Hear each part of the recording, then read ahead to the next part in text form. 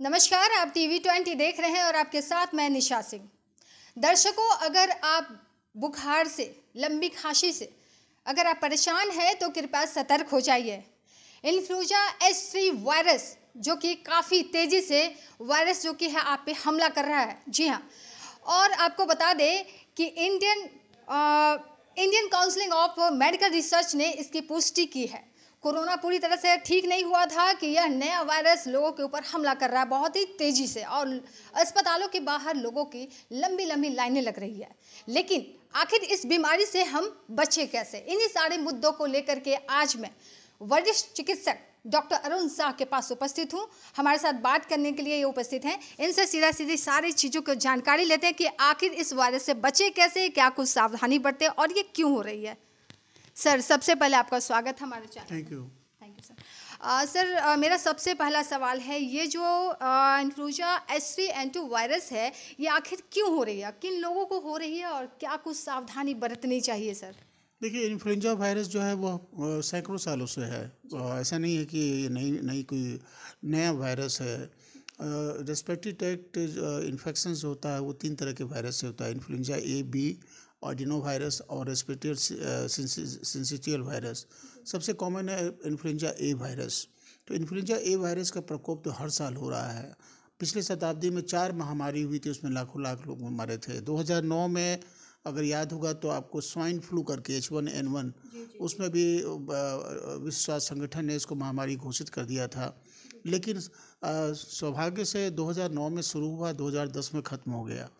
वो उतना severe complications के साथ नहीं था। अभी जो हमारा जो जो स्ट्रेन जो उभर के आया है H1N1 का, उसका जो म्यूटेंट वेरिएंट है, सब टाइप, वो है H3N2। H3N2 में एक ही बात है कि इसमें सिम्टम्स ज़्यादा सीवियर हैं, कॉम्प्लिकेशंस ज़्यादा हैं और बड़ी तेज़ी से उभरा है। ऐसा है कि हिंदुस्तान जैसे देश में 2 बार ये वायरस या कहते हैं फ्लू का सीजन होता है। एक तो पोस्ट मानसून और एक होता है दिसंबर के बाद। इस बार दिसंबर के बाद से ये पूरे उत्तर भारत में काफ़ी तेज़ी से फैला है। H3N2 इस समय सबसे ज़्यादा प्रीडोमिनेंट वायरस है। अब इसमें सिम्टम्स देखिए, सारे सिम्टम्स जो है लगभग वही हैं जो फ्लू के होते हैं, जो कोविड के होते हैं। कोविड के जो बुखार, तेज़ बुखार, गले में दर्द, सर्दी, खांसी, बदन में दर्द, माथे में दर्द, किसी को डायरिया, वॉमिटिंग भी होती है। तो सिम्टम्स इसके नॉन स्पेसिफिक है। लेकिन आदमी काफ़ी बीमार पड़ जाता है। 103-4 बुखार हो जाता है, लंबे समय तक खांसी रह जाती है, लंबे समय तक वीकनेस रहता है। इसमें अभी आपको ये खास करके बताने की ज़रूरत है कि ज़्यादा ये बीमारी ठीक हो जाती है, मतलब इसमें सिम्टोमेटिक ट्रीटमेंट किया जाता है, हर ज़्यादा लोग अपने आप ठीक हो जाते हैं, इसमें कोई ज़्यादा बहुत इंटरफेरेंस की ज़रूरत नहीं होती। लेकिन देखा गया कि 10% लोग हॉस्पिटलाइज हो रहे हैं और जिसमें 5 से 7% लोग को ICU केयर की ज़रूरत थी। तो ये कौन लोग हैं जिनको ICU केयर और हॉस्पिटलाइजेशन की ज़रूरत हो रही है? वो लोग हैं जिनको खास करके, जैसे बच्चे हैं, जैसे गर्भवती महिला है, जैसे एल्डरली लोग हैं, जैसे यंग आदमी है जिसको कोमॉर्बिडिटीज है, जैसे उनको डायबिटीज़ है, ब्लड प्रेशर है, हार्ट का प्रॉब्लम है। तो ये लोग जिनकी प्रतिरोधक क्षमता कमज़ोर है, उनमें ये जो संक्रमण है ये ज़्यादा मतलब कि सीवियर हो रहा है। तो ज़रूरत है कि हमको एहतियात बरतने की कि हम इस बीमारी के कांटेक्ट में के चपेट में नहीं आवें और जानकारी ले रखें ताकि कि अगर कुछ हो भी है तो हमें क्या करना है ये भी हमको समझना चाहिए। बच्चों के अंदर या फिर सर देखा जा रहा है जैसे कि इम्यूनिटी सिस्टम जिसकी कमज़ोर हो, उनको भी तो ये चीज़ें हो रहे हैं। मैंने कहा ना कि बच्चे में भी ये प्रॉब्लम ज़्यादा सीवियर हो सकती है। गर्भवती महिला, elderly people, young people with morbidity, इसी में अदरवाइज़ क्या है, जो आदमी इम्यूनो कॉम्पिटेंट है, जिसकी की प्रतिरोधक क्षमता अच्छी है, उसमें ये बुखार एक तरह से फ्लू या इन्फ्लुएंजा करके ये होती है और बिना कॉम्प्लिकेशंस इसमें डेवलप नहीं करता।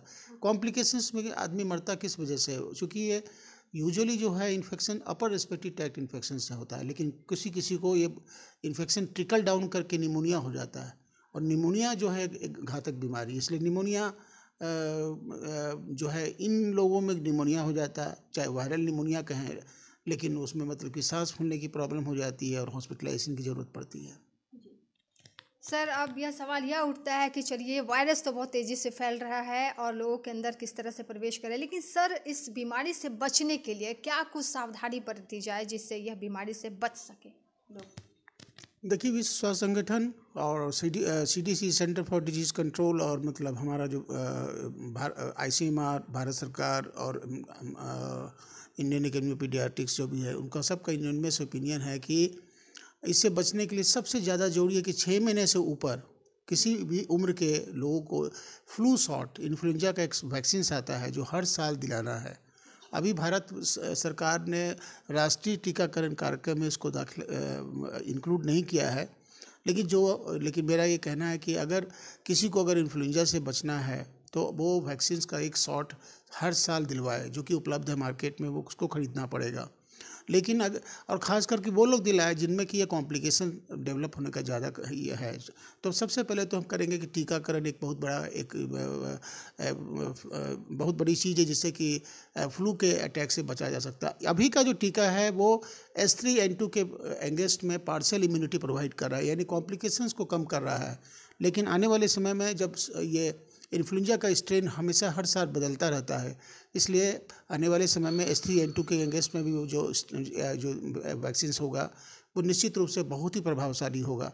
तो सब हर जो लोग हैं 6 महीने के ऊपर में एक बच्चों को 2 वैक्सीन टीका दिया जाता है 1 महीने के अंतराल पर। बाद में क्या कि किसी भी उम्र में ये हर साल दिलाना चाहिए। वैक्सीन का डोज आप अफोर्ड कर सकते हैं, ज़रूर दिलाइए।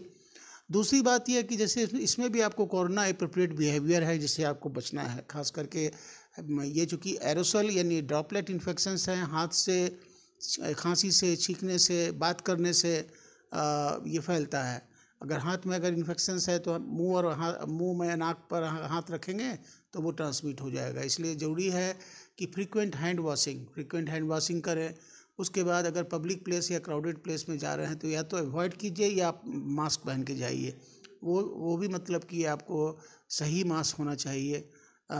तीसरी बात यह है कि अगर कोई अगर बीमार है तो उसके पास आप जाने से या तो कतराएं, या अगर जाएं भी तो वहाँ पर सोशल डिस्टेंसिंग, फिजिकल डिस्टेंसिंग बना के रखें और मास्क पहन करके जाएं। और आप अगर खुद बीमार हैं तो दूसरों को न बीमार करें, इसलिए ज़रूरी है कि आप घर में आराम करें और मास्क पहने ताकि दूसरे लोग संक्रमित नहीं हो।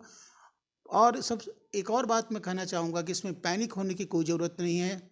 ये बिल्कुल कोविड की तरह ख़तरनाक नहीं है। जैसे डेल्टा वेव थी, ये बिल्कुल ऐसा ख़तरनाक नहीं है, लेकिन इसमें सावधानी की ज़रूरत है, इसमें कुछ एहतियात बरतने की ज़रूरत है ताकि कि जो इतना तेज़ी से जो फैल रहा है, लोग मर भी रहे हैं लेकिन मरने वालों की संख्या बहुत कम है, लेकिन बीमार तो पड़ रहे हैं। 10% के केसेस में हॉस्पिटलाइजेशन हो रहा है, 5% केसेस में, तो 5% केसेस कम नहीं हुआ हमारे देश की आबादी को देखते हुए। तो ICU केयर उनकी ज़रूरत पड़ती है। तो ज़रूरी है कि हम एहतियात बरतें, ज़रूरी है कि हम इस बारे में समझें। और एक और बात, इसमें अपने से कोई दवा नहीं खाएं। दवा जो भी है वो सिम्टोमेटिक ट्रीटमेंट है, जैसे पैरासीटामोल है, जैसे खूब पानी पीजिए, रेस्ट कीजिए। उसके बाद नॉर्मल सलाइन, नेजल ड्रॉप्स वगैरह है उसको डालिए अगर नाक बंद होती है। खांसी के लिए तुलसी का काढ़ा वगैरह लीजिए। अपने मन से एंटीबायोटिक नहीं लें। अब जहाँ तक एंटीवायरल मेडिकेशंस का सवाल है तो एंटीवायरल टेमीफ्लू जो कि H1N1 में दिया जाता था, इसमें भी दिया जाता है, लेकिन सिलेक्टेड केसेस में जिसमें जो इम्यूनो कॉम्प्रोमाइज्ड है, जिसमें कॉम्प्लिकेशन होने के चांसेस ज़्यादा हैं।